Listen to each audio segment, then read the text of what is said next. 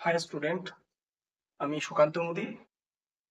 আজ আমি তোমাদের দশম শ্রেণীর একটি গুরুত্বপূর্ণ অধ্যায় ত্রিকোণমিতিক অনুপাত ও ত্রিকোণমিতিক অভেদাবলী অধ্যায় নম্বর 23 এই অধ্যায়টা নিয়ে একটুখানি আলোচনা করব। তো এই ত্রিকোণমিতিক অনুপাতের ধারণা দেওয়ার আগে আমাকে জানতে হবে যে সমকোণী ত্রিভুজ কাকে বলে। তো একটা ত্রিভুজের ছবি আঁকছি। সমকোণী ত্রিভুজ কাকে বলে? যে ত্রিভুজের একটি কোণ 90 ডিগ্রি, যে ত্রিভুজের একটি কোণ 90 ডিগ্রি তাকে বলা হয় সমকোণী ত্রিভুজ। আমি একটি ত্রিভুজ এঁকেছি যার এই কোণটা হচ্ছে 90 ডিগ্রি। এটা এ, এটা বি, এটা সি। এবিসি একটি সমকোণী ত্রিভুজ অঙ্কন করেছি যার বি কোণটা 90 ডিগ্রি। আমরা জানি সমকোণী ত্রিভুজের সব থেকে বড় কোণ হয় 90 ডিগ্রি। এই কোণের বিপরীত বাহুটা সব থেকে বড়, এই বাহুটাকে বলা হয় অতিভুজ। এই বাহুটা হচ্ছে অতিভুজ।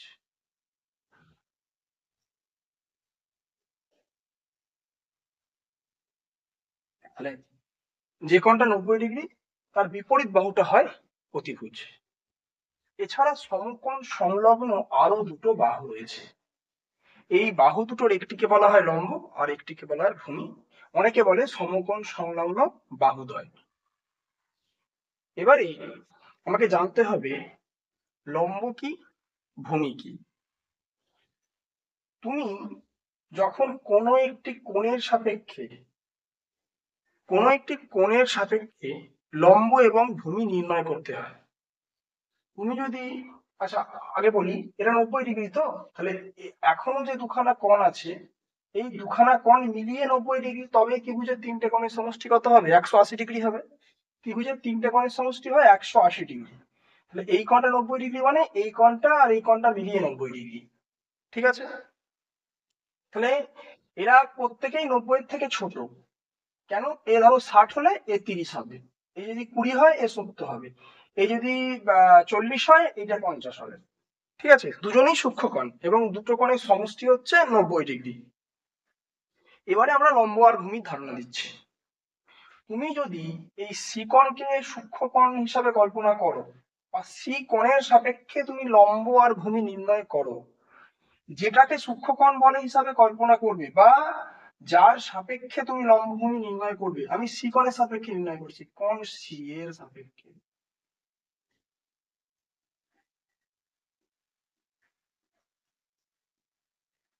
লম্ব কোণটা হবে এইটার বিপরীত বাহু।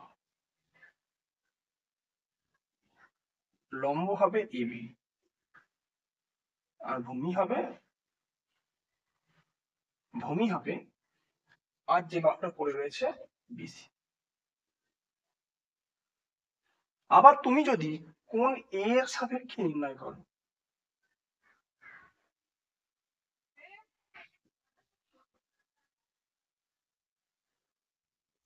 এই এ কোণের সাপেক্ষে তুমি যদি নির্ণয় করো, এ কোণের বিপরীত বাহু বিসি, এ কোণের বিপরীত বাহু বিসি, তাহলে লম্ব হয়ে যাবে এ কোণের বিপরীত বাহু অর্থাৎ বিসি, আর ভূমি হয়ে যাবে আর যে বাহুটা পড়ে রয়েছে বিসি। যদি লম্ব হয় তাহলে এবি হয়ে যাবে ভূমি। আশা করি বোঝা গেছে। মানে যে কোণটিকে সূক্ষ্ম কোণ হিসাবে কল্পনা করবে বা যে কোণের সাপেক্ষে তুমি লম্ব নির্ণয় করতে চাইবে তার বিপরীত বাহুটা সি কোণের সাপেক্ষে, তাহলে সি কোণের সাপেক্ষে সি কোণের বিপরীত বাহু এবি, তাহলে এবিটা লম্ব। আবার যদি এ কোণের সাপেক্ষে কল্পনা করো তাহলে এ কোণের সাপেক্ষে বিসিটা হয়ে যাবে কি লম্ব। ঠিক আছে? সূক্ষ্ম কোণের বিপরীত বাহুকে লম্ব ধরা হয়। এবারে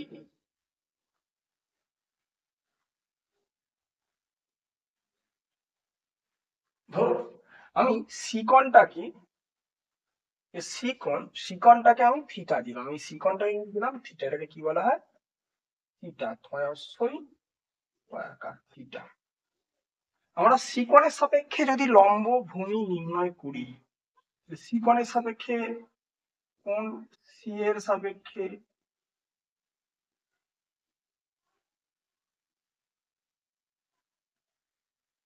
লম্ব কোণটা এবি, ভূমি কোণটা বিসি। আর অতিভুজ কোনটা? অতিভুজটাকে সংক্ষেপে অতি দিয়ে লিখলাম এসি। ঠিক আছে, তাহলে এটা হচ্ছে লম্ব, এটা হচ্ছে ভূমি, এটা হচ্ছে অতিভুজ। কার সাপেক্ষে? কোন সি বা থিটা এর সাপেক্ষে। এই যে লম্ব, ভূমি আর অতিভুজ, হ্যাঁ লিখে দিচ্ছে লম্ব বলে,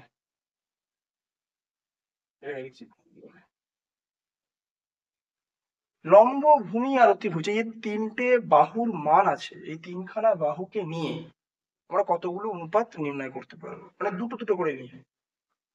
কেউ এরকম হতে পারে লম্ব বাই অতিভুজ, অতিভুজটা সংক্ষেপে আমি অতি দিয়ে লিখলাম। অর্থাৎ এখানে লম্ব হচ্ছে এবি আর অতিভুজ হচ্ছে এসি। আবার হতে পারে ভূমি বাই অতিভুজ, ভূমি হচ্ছে বিসি, অতিভুজ হচ্ছে এসি, দুটো দুটো করে নিয়ে কিন্তু অনুপাত তৈরি করবে। আর একটা হচ্ছে লম্ব বাই ভূমি, লম্ব হচ্ছে এবি আর ভূমি হচ্ছে বিসি। ঠিক আছে, আরো অনেকগুলো অনুপাত হবে এর উল্টো গুলো, মানে অনন্যক। অতিভুজ বাই লম্ব, অতিভুজ বাই লম্ব মানে হচ্ছে অতিভুজ এসি, লম্ব হচ্ছে এবি, অতিভুজ বাই ভূমি,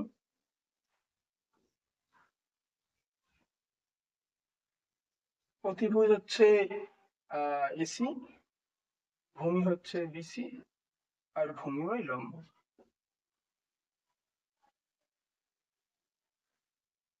ভূমি হচ্ছে বিসি আর লম্ব হবে। মোট কতগুলো অনুপাত পেয়েছি? মোট 6টি অনুপাত পেয়েছি। এই 6টি অনুপাতকে ত্রিকোণমিতিক অনুপাত বলা হয়। এই 6টি অনুপাতকে ত্রিকোণমিতিক অনুপাত বলা হয়। এই 6টা অনুপাতের আলাদা আলাদা নাম আছে, কি জানো? এই লম্ব বাই অতিভুজ এই অনুপাতটাকে থিটা কোণের সাইনের মান বলা হয়। সাইন, SINE, সাইন থিটা, কিন্তু সংক্ষেপে লেখা হয় SIN থিটা, সাইন থিটা। ভূমি বাই অতিভুজ এই অনুপাতটাকে থিটা কোণের কোসাইনের মান, সংক্ষেপে কস থিটা। আর এই লম্ব বাই ভূমি অনুপাতটাকে থিটা কোণের ট্যানজেন্টের মান বলা হয়, লেখা হয় সংক্ষেপে ট্যান থিটা, বা বলা হয় ট্যানজেন্ট অফ থিটা। এই অতিভুজ বাই লম্ব এই অনুপাতটাকে বলা হয় থিটা কোণের কোসেকেন্টের মান, বা সংক্ষেপে কোসেক বলা হয়। অতিভুজ বাই ভূমি এই অনুপাতটাকে থিটা কোণের সেকেন্ডের মান, বা সংক্ষেপে বলা হয় সেক থিটা। আর ভূমি বাই লম্ব এই অনুপাতটাকে থিটা কোণের কোট্যানজেন্টের মান, বা সংক্ষেপে কট থিটা বলা হয়। আশা করি তোমরা বুঝতে পারলে। তাহলে এই যে 6টা অনুপাত, sine theta, cos theta, tan theta, cosec theta, sec theta, cot theta, এখানে মোট যে 6টা অনুপাত রয়েছে, এই 6খানা অনুপাতকে বলা হয় ত্রিকোণমিতিক অনুপাত। এবারে এই অনুপাতগুলোর মধ্যে সম্পর্ক আছে, ভালো করে লক্ষ্য করো। আমি যদি sine theta into cosec theta করি, কত হবে? সাইন থিটা মানে কি? লম্ব বাই অতিভুজ। আর কোসেক থিটা মানে কি? অতিভুজ বাই লম্ব। দেখো এই লম্ব কেটে যাবে, এই অতিভুজ এই অতিভুজ কেটে যাবে, কিছু করে থাকবে মানে এক করে থাকবে। তাহলে আমরা এখান থেকে বলতে পারি সাইন থিটা ইন্টু, কি বলতে পারলাম, sine theta into sine theta into cosec theta সমান 1। বা এখানে আরো বলা যায় এই একটা সম্পর্ক। আবার এখান থেকে কেউ বলে যে কোসেক থিটা,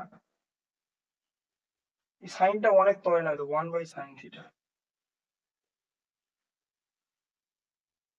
আশা করি বোঝা গেছে।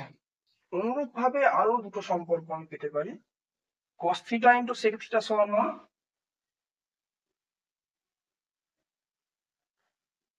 এবং পেতে পারি এবং tan theta into cot theta সমান 1। যেমন এখানে লিখেছে কোসেক থিটা সমান 1 বাই সাইন থিটা, এখানেও লেখা যায় সেক থিটা সমান 1 by cos theta, cot theta সমান 1 বাই ট্যান থিটা, এরকম লেখা যায়। দেখো তোমরা, তোমাদের যদি বুঝতে অসুবিধে হয় তোমরা কমেন্ট করে জানাবে যে কোন জায়গাটায় বুঝতে তোমাদের অসুবিধে হলো। বোর্ডটা মুছে দিচ্ছি, পরের অংশে যাওয়া হচ্ছে।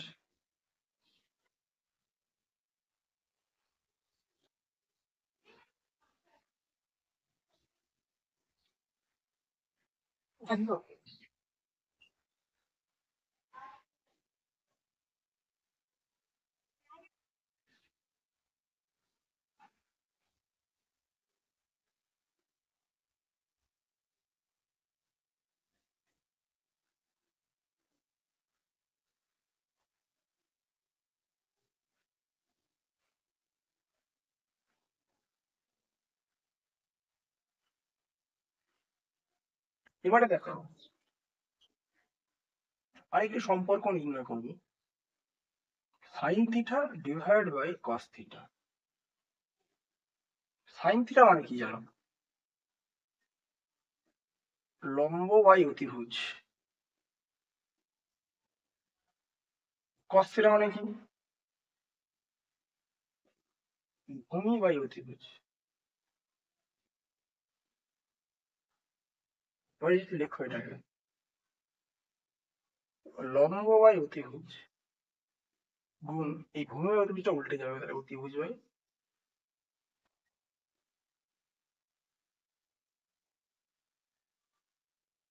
অতিভুজ, অতিভুজ কেটে গেল, লম্ব বাই ভূমি।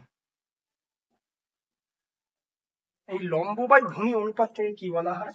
ট্যান থিটা বলা হয়। থিটা কোণের ট্যানজেন্টের মান ট্যান থিটা। তাহলে আমরা লিখতে পারলাম ট্যান থিটা সমান sine theta by cos theta. এই অনুপাতটাও অঙ্ক করতে গেলে কাজে লাগে। তো যাই হোক, আমি এই অনুপাতটাও করে দিলাম।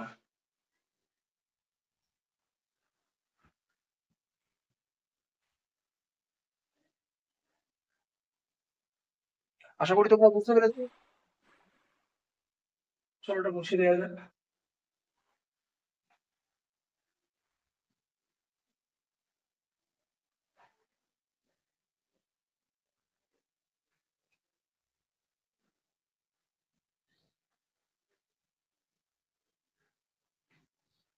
তোমাদের মানে অনুশীলনের কয়েকটি ছোট ছোট উদাহরণ বা ছোট ছোট অঙ্ক একটু বলে দেওয়া যাক। অনুশীলনী 23.1, এক্সারসাইজ 23.1 এর কিছু অঙ্ক। এক্সারসাইজ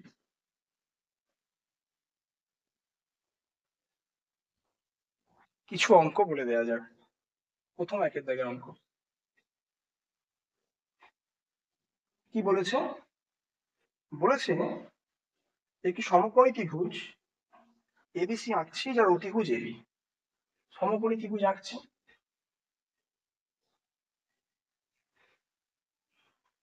যার অতিভুজ বলেছে এবি। এটা এ, এটা বি, এটা সি ডি। অতিভুজ এবি এর মান বলেছে 10 সেমি। বিসি বলেছে 8 সেমি, আর লম্ব বলেছে 6 সেমি। কি বলেছে? কোণ এবিসি। এই কোণ এবিসি এর সাইন এবং ট্যানজেন্টের মান, কোণ এবিসি মানে বি কোণের সাপেক্ষে, বি কোণটাকে তুমি থিটা ধরে নাও, এটা সমান হবে থিটা, ধরি লিখে নাও। এর সাইন এবং ট্যানজেন্টের মান নির্ণয় করতে বলেছে, মানে সাইন থিটা। সাইন থিটা মানে কি লিখছি, লম্ব বাই অতিভুজ। তোমরা জানো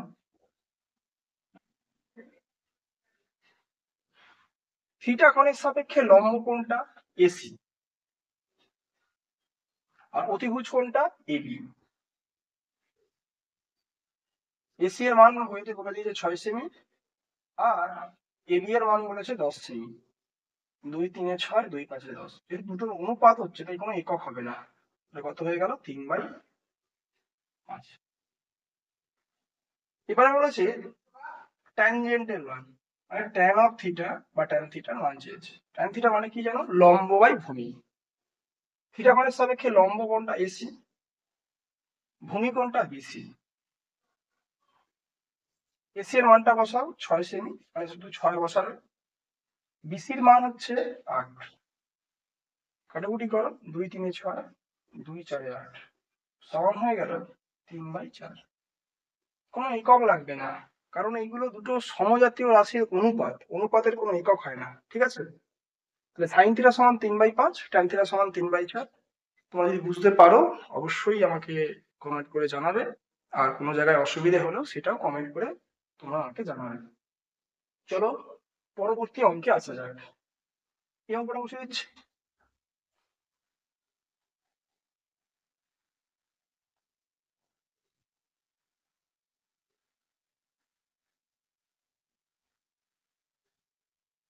পরবর্তী অঙ্কটা কি বলেছে? এরকম অঙ্ক বলেছে কি, সমকোণী ত্রিভুজ এবিসি আঁকছি, এঁকেছি, যার বি কোণটা 90°, এরকম করে আঁকা রয়েছে, বইতে ছবিটাও আঁকা আছে।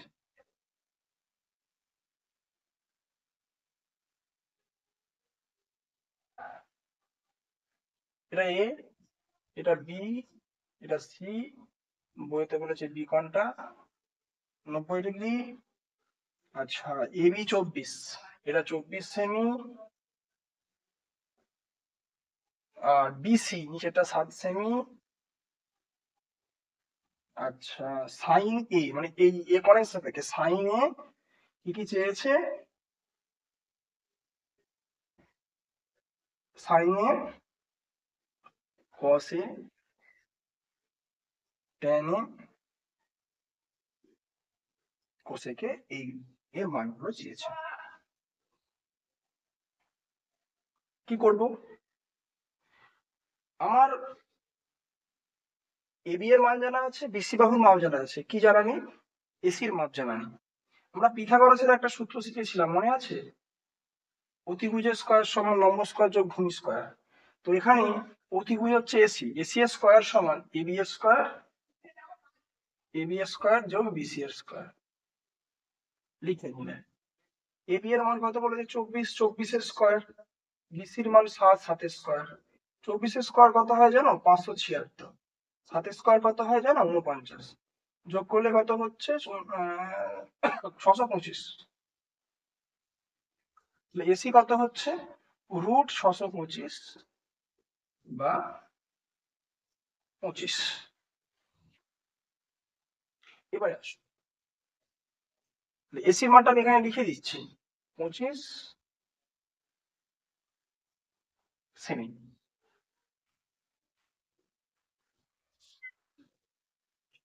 চলো এবারে মুছে দিচ্ছি। যাবো, মুছে দিলাম বটে।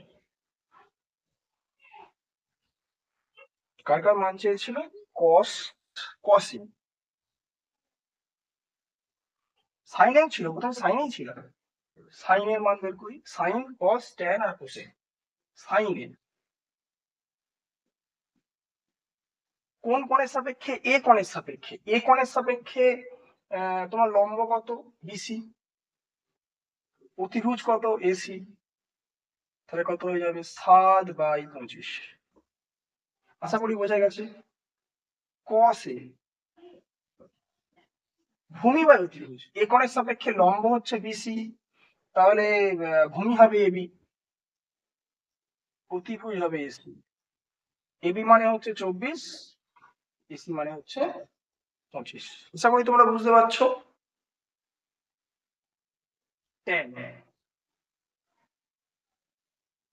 লম্ব বাই ভূমি, এ কোণের সাপেক্ষে লম্ব কত? এ কোণের বিপরীত বাহু বিসি, তাহলে বিসিটা লম্ব, ভূমি কোণটা হবে এবি, 7/24। আর আসছে কোসেক। কোসেকে একবারে বলতে পারো, কোসেকে মানে হচ্ছে সাইনের অনন্য, মানে 25/7। আর যদি তা না করো তাহলে লেখো অতিভুজ বাই লম্ব। অতিভুজ কোনটা? এসি। যেটা 90 ডিগ্রি কোণ তার বিপরীত বাহু সবসময় অতিভুজ। অতিভুজ হচ্ছে এসি বাই লম্ব। এ কোণের বিপরীত বাহু হচ্ছে বিসি, বিসিটা হচ্ছে লম্ব। তাহলে 25/7। দেখো তো তোমরা বুঝতে পারলে কিনা। যাই হোক, আজকের ভিডিওটা এখানেই শেষ করছি। দেখা হচ্ছে তোমাদের সঙ্গে পরবর্তী ক্লাসে।